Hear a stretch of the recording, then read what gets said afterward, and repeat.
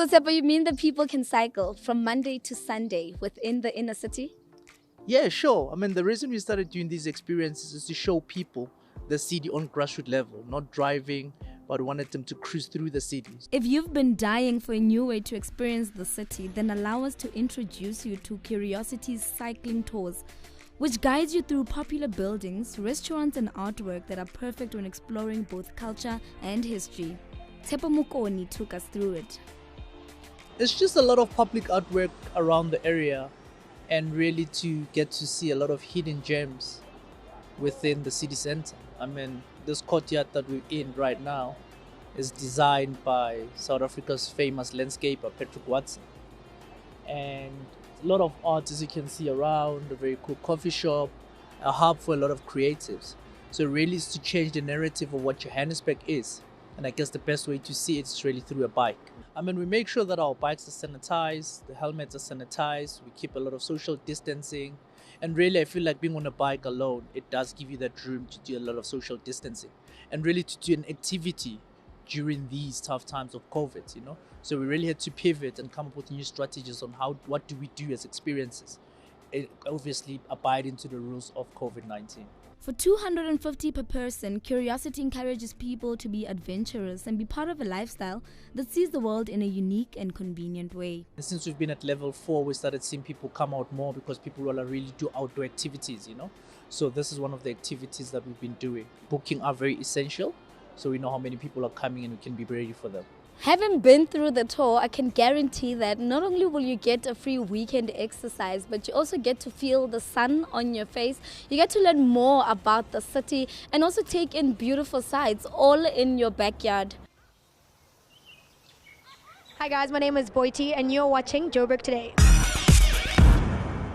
In case you haven't heard the news yet, South African football players have gone digital thanks to the MYSAFA app. So we've registered just over 320,000 players, and each of these players have been issued with a FIFA ID.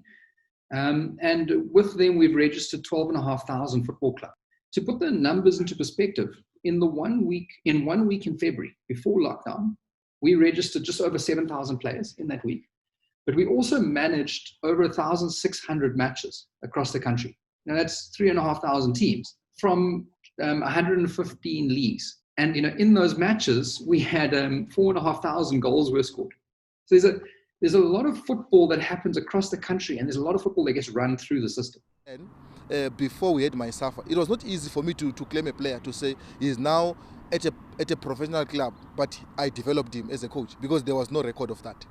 So with this, even when a player goes to PSL, these development clubs that have groomed or these coaches, then they can get something, because remember, all these has no coach have been able to claim, especially at development. I'm not sure when it comes to other coaches at professional level, but us at development level, we have never claimed anything.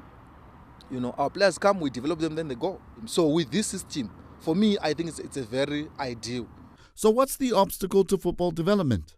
Football development in this country is not in the hands of the riches. People must know that, and I know people are afraid to talk about these things. The poor of the poor, the ones that are running football, they don't understand this thing of apps or whatever. So they'll say, but chairman, what's this thing?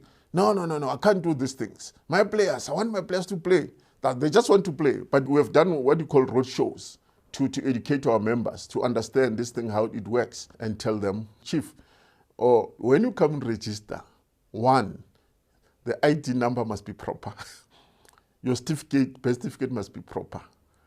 Fill the registration proper. Because when that form goes in that MYSAFA, and MYSAFA says it's correct. You can't come tomorrow and change it. So if it says it rejected, and you will give reasons. We would like to go into Africa, but we also have a lot of opportunity to still keep growing here. There are about 3 million active football players in this country. We've got a long way to grow before we really are ready to go elsewhere. But that being said, FIFA have confirmed we've registered more football players than anyone else in Africa, and we're currently ranked 15th in the world.